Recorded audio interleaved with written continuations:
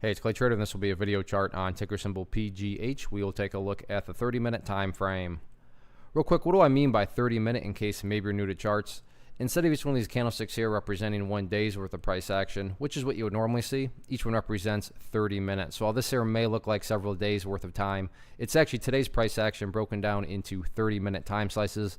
I like to do this time frame. I think it does a good job of telling the quote-unquote story of the price, and then makes mapping out levels of support and resistance a bit easier to see.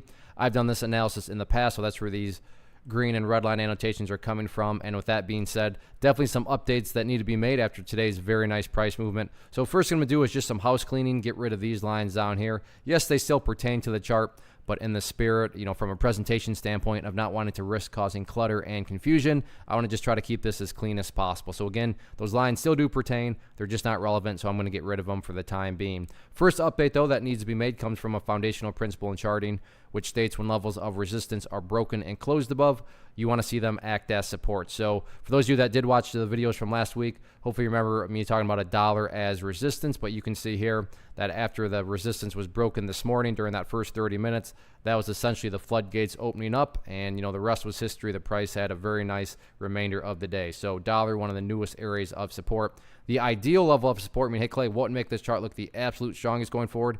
If the price can stay up above that $1.13 mark, that would be a huge sign of power. But don't get me wrong, if the price does fall below it, by no means am I saying the entire chart's ruined or anything like that. But yeah, if the price can manage to stay above it, that would definitely be a huge sign of power, no doubt about it.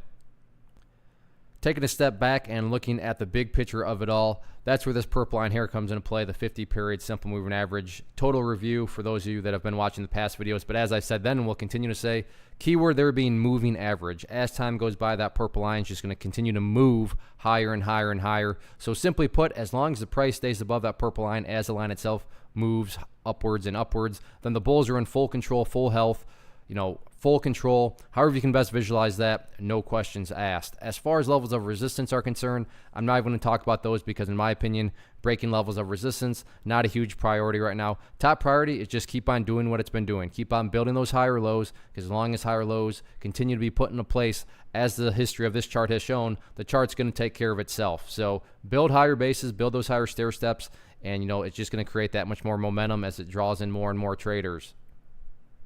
One of the biggest questions I get is, hey Clay, how do you find the stocks that you trade? So what I've done is put together a free resource guide where I talk about the tools that I use to locate stocks that I find interesting and think may have potential. So if that sounds like something that could add value to you as a trader, then click on the image that is up on the screen right now and I will email you the guide. The guide itself is very short and to the point, and best part, it's completely free.